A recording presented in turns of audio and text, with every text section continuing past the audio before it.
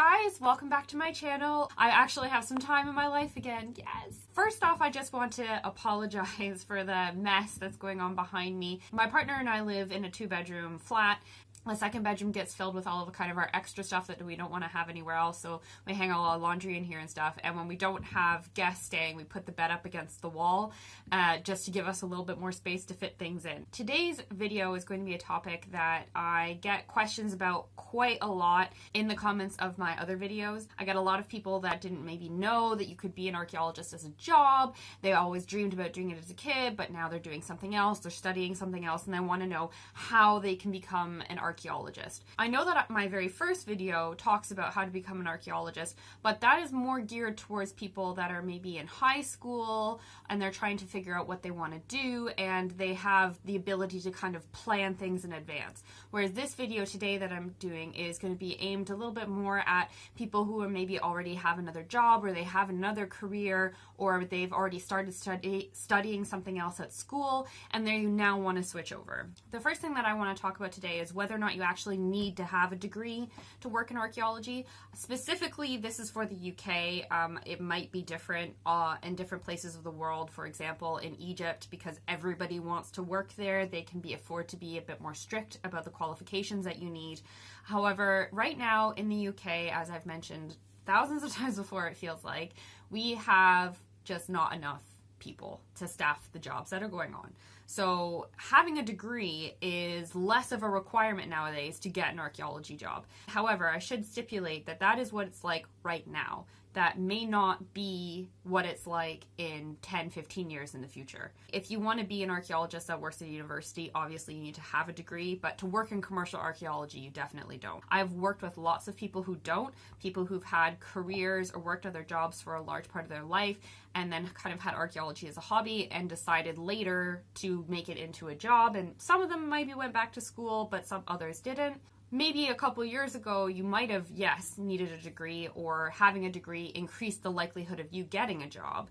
But nowadays, most companies are just so desperate for staff, they will literally take just about anyone, as long as you're not a complete crazy nut job or you're really lazy. Now, while you might not need a degree in order to get hired, I would definitely recommend having one because you'll already have been introduced to some of the concepts, the theories, the methodologies that you will use in the field. So it might make it a bit easier for you to pick it up when you start the job, but it's definitely not something that you are required to have. And even people with degrees still show up on site and have absolutely no idea what they're doing. So it doesn't necessarily mean that you are going to be a giant step ahead of everybody else. If you are someone that has pursued another career path in life, but you've always wanted to be an archaeologist and you are seriously considering a career change, that's great. I would advise you to consider a couple factors before you move over. Number one is pay. In comparison to other consultant type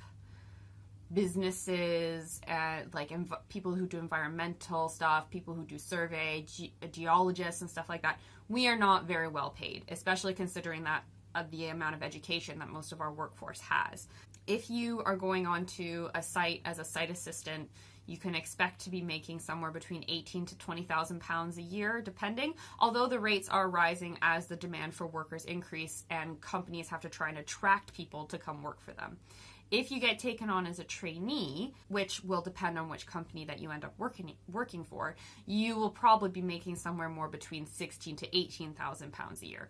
And if you're someone that already has a family or you've been making, over 25,000 pounds a year for a long time, that's quite a drop in your salary. So you need to consider this and make sure that if it is what you want to do, which is perfectly fine, you need to have either the savings in place so that you can still live the lifestyle that you're used to, or you might want to consider taking it up more as a hobby rather than a job. The second thing you want to consider is job security. If you're somebody that has like a young family or just people that you are supporting in general, the job security for archaeology, especially north of the border in Scotland, is not great. You tend to get hired for a couple weeks, maybe a couple months at a time. You will, early on in your career, have these spaces of unemployment in between, which, if you've saved well, is manageable. but it's not exactly great for being able to plan your life and being able to support people besides yourself. Down in England, they definitely have more consistency because they have quite a few long-term projects going on right now, so you can count on being employed for a reasonable period of time. But generally, people in the field who are starting out as trainees, site assistants, and even sometimes supervisors don't have permanent contracts. Their contracts are all temporary. So once your contract ends, you have no guarantee that you are going to definitely have work afterwards. And permanent contracts are something that take a couple years to build up your experience in order to be offered one. I still don't have a permanent contract at a company. I have a longer term contract, which again, your contracts tend to get longer the more you've worked, but it's never a guarantee that I'm going to be still working in a couple of months when my current contract ends. There will also be a lot of traveling. I've talked about this before. It's really great when you're just out of university and you can afford to move around. You don't have other people depending on you. You maybe don't have a significant other that you want to see all the time.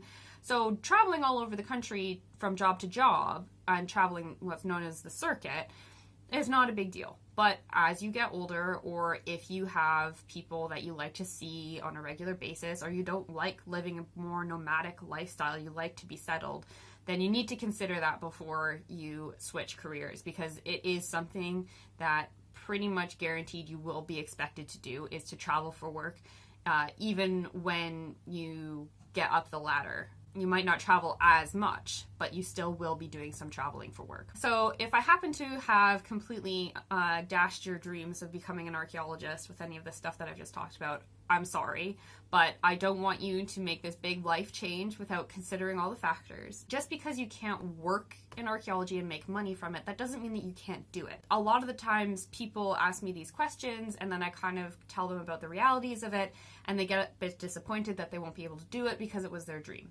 You can still do archaeology, especially in the UK. There's tons of local community groups and like archaeology clubs that you can always try and get involved in. You just have to do a Google search of your area. There's like reenactment groups. There's field schools.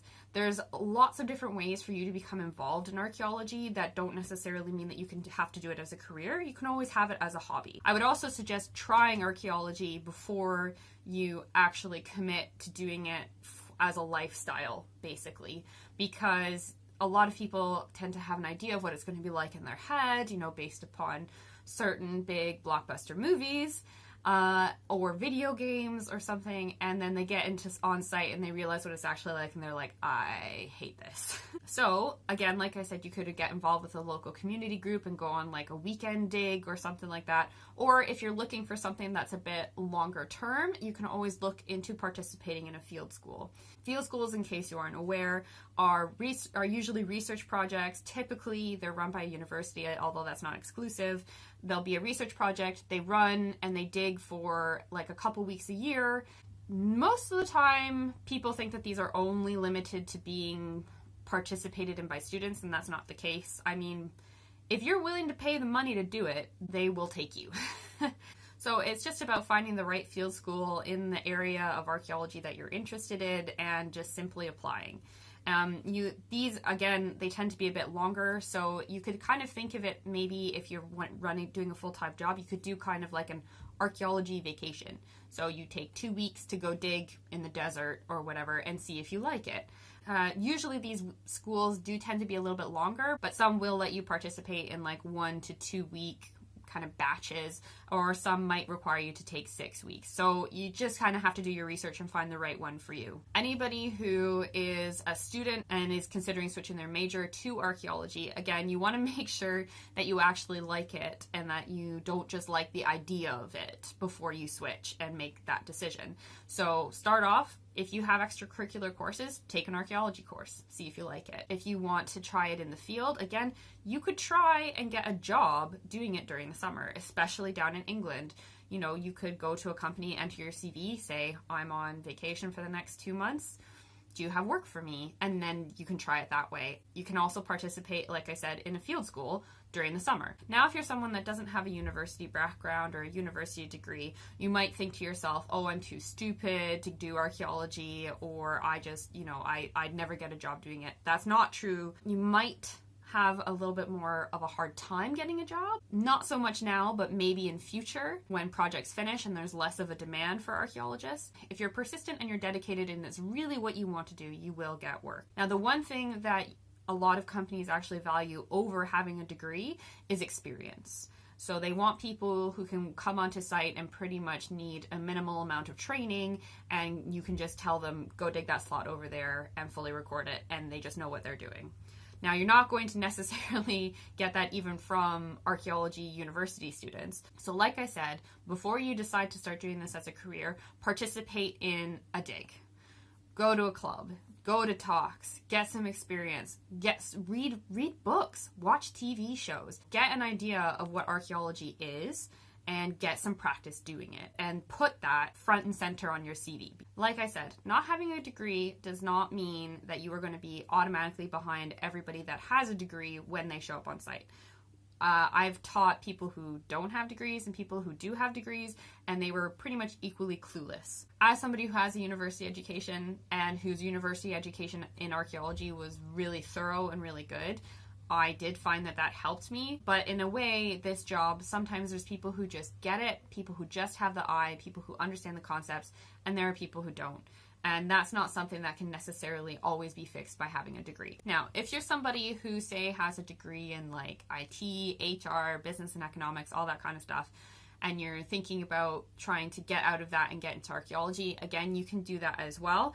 The one thing I would maybe suggest in this respect is see how what you've already learned could be applied to archaeology. So people who have a degree in IT, we are increasingly going digital, finally, as a profession. So if you have a lot of experience in like computer systems or design software and stuff like that, you could potentially make that into designing software that makes our job easier, in which case companies will gobble you up. So stuff like that, having that kind of like extra background that's in something a little bit unique and isn't something that typically comes with every single digger, could be something that once you've built up a little experience and you have a bit more knowledge of archaeology, could be something you could integrate into what you're doing and what your eventual career path could be. Basically what I'm saying is that if you want to be an archaeologist, don't let the fact that you don't have a degree or you have the wrong degree hold you back from doing it.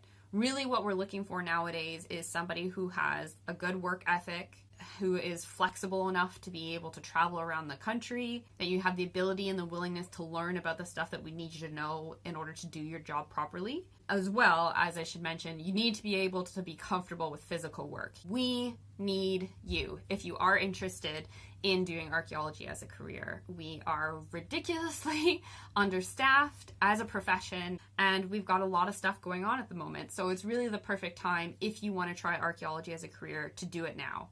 To help you guys out with this, I'm going to put the link below to the Badger website, which I've mentioned a couple of times before, and which is the place where everywhere in the UK will post job openings for archaeologists.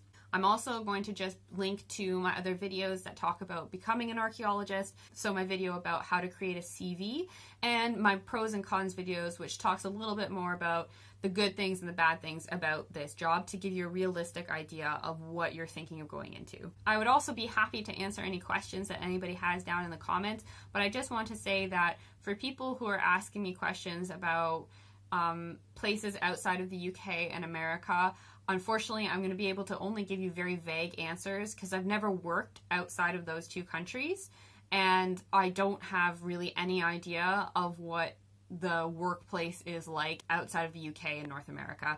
And this is just because archaeology and how it's handled is very different from country to country to country. So the best advice I can give you if you want to find out what's going on where you live is to Google it. Okay guys, I hope this has answered hopefully the majority of the questions that people have about being an archaeologist, if you're someone that has a degree in something completely different, or if you don't have a degree at all.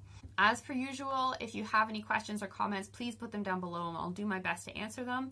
If you want to follow me on my other social media, like my Twitter and my Instagram, those will be linked below as well. I'm going to do my best to keep on posting a bit more regularly, so we'll see how I do. I'll see you guys next time. Thanks so much for watching, guys. I really appreciate the support. It's good to know that people actually find this stuff useful, and I will see you again next time. Bye!